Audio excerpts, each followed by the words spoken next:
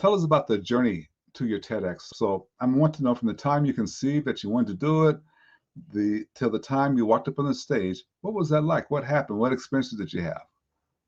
I would have to say that I didn't initially think I was becoming a speaker. I was in my corporate life, I started my business, and in my business, which is Post Road Consulting, I was helping people with LinkedIn, helping companies, organizations, and even colleges.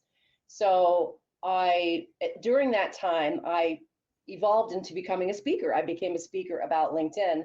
And of course, to me, the TEDx is a pinnacle. It's what, if you're a speaker, that's something that you consider a very prestigious thing to do. So it was a challenge for me. It was a personal challenge that I gave myself, why I wanted to do it. And I'm in a couple speaker groups. And so in one of the speaker group, the primary speaker group that I'm in is here in Connecticut, and we are hosted by the Ferguson Library in Stamford, and they do a TEDx there. So that helped me on my journey as well.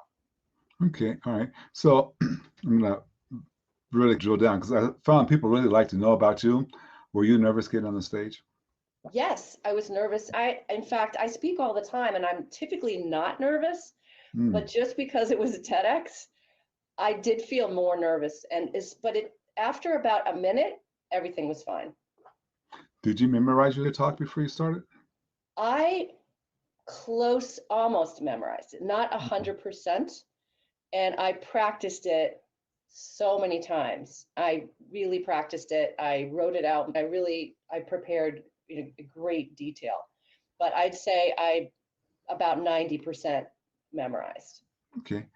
Tell us about the process of taking what you learned and drilling it down to under 18 minutes. Yours was about six, was it? Mine was I think 11 minutes. 11. Okay.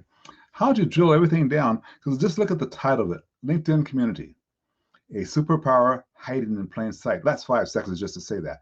But that says a superpower. I want to know what superpowers you're referring to, and I would be tempted to want to hear all those, but we can't do that in a TEDx talk. How hard was it for you to narrow that down? I wanted it to be shorter. I did not want to go 18 minutes. I know that 18 minutes is the maximum, but I also understood that the trend lately is for shorter TEDx talks.